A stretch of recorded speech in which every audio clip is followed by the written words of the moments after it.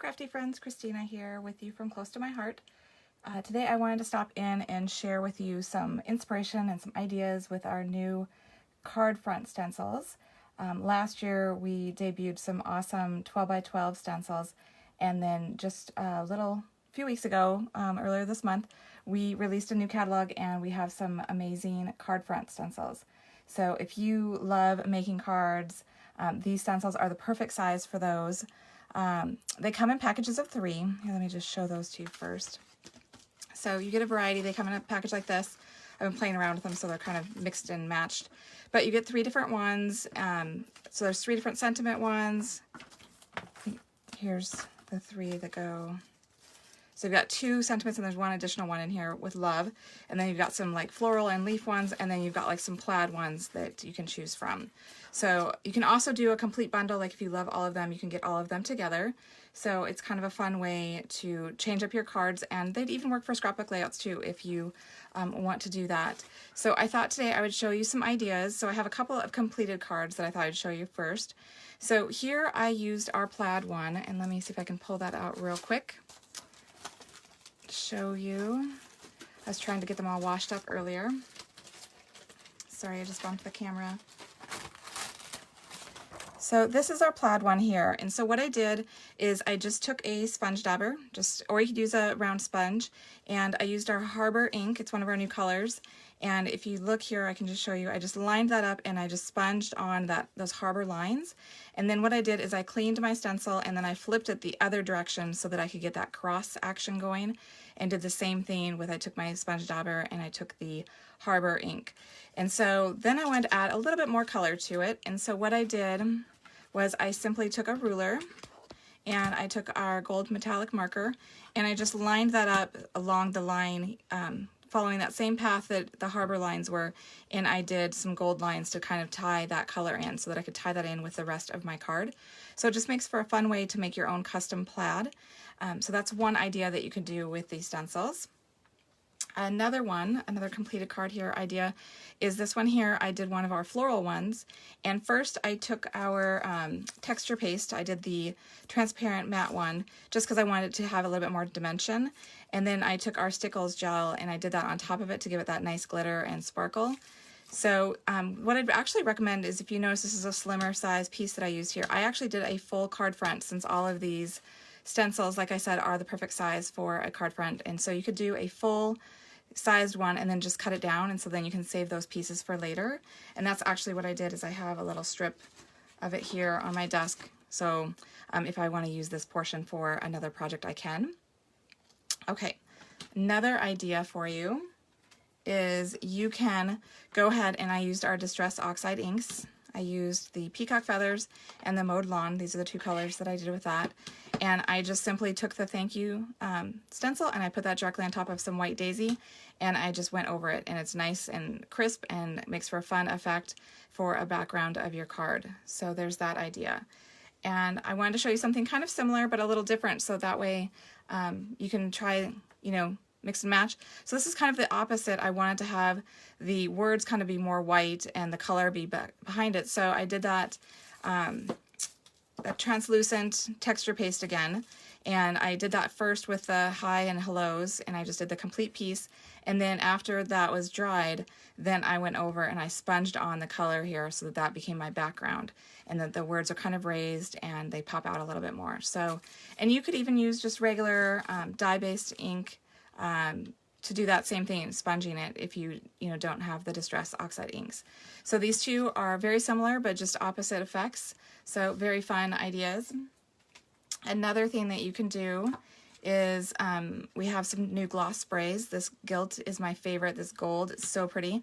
I took our black core cardstock and I just put the stencil on and I sprayed it on so that I could get all of that imprint on there, and it's just stunning. I don't think I want to cut this piece up. I want this to be my focal point when I do my card. I'll probably have a sentiment along the base here or along the top, just so that you can get all of that pretty beautifulness of the sparkle from that spray.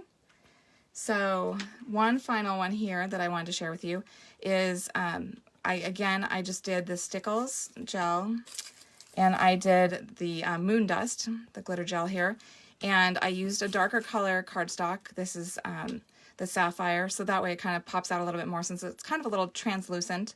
And so it gives for a fun effect. You could cut this down to smaller pieces, or you could use the complete piece. So I thought I would just share with you a couple ways to go ahead and stick down the stencils, as well as I'll show you how to do one so that you can kind of see it in action as well. So let me move things out of the way. I'm going to actually move my Versamat here so that I have my all-purpose mat. This is a great piece to do these on because it can easily wipe up, and if you want to do any embossing on it, it can take the heat. It's sticky on the underside, so it won't move around. So this is our black core cardstock, and I'm going to grab a new stencil here that I haven't used just so you can see another pattern. So there are 3 different recommendations that I have for you on how to get your stencil to stay down and stay flush to the paper so that it doesn't move around when you're working with it. So one is, it's a called Pixie Spray. It's a nice adhesive spray that you can do, and I like it, but I will tell you that it does leave a film on your stencil. I'm trying to find my stencil that I use that on just so you can kind of see. I think it was my Hello, yeah. So I did on this Hello, I don't know if you can see it. It's still, I tried to kind of wash it away, but it still has that residue on there, which is fine. It's just, if you like your things to look pristine, it's not going to look pristine afterwards. And it's not sticky, it washes off. So that's one way you can do it. And I did that because I wanted to ensure that I could get crisp images when I did to use this stencil. And then that's why I decided to use the other stencil, and I didn't use it just to see if I could still get a crisp impression, and I did.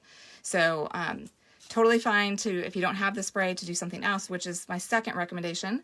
You could, if you have something like our tape runner that's like kind of a dotted adhesive, you could just go ahead and put that on the back of your stencil and put that down if it's something that's easy enough to just rub off that adhesive afterwards.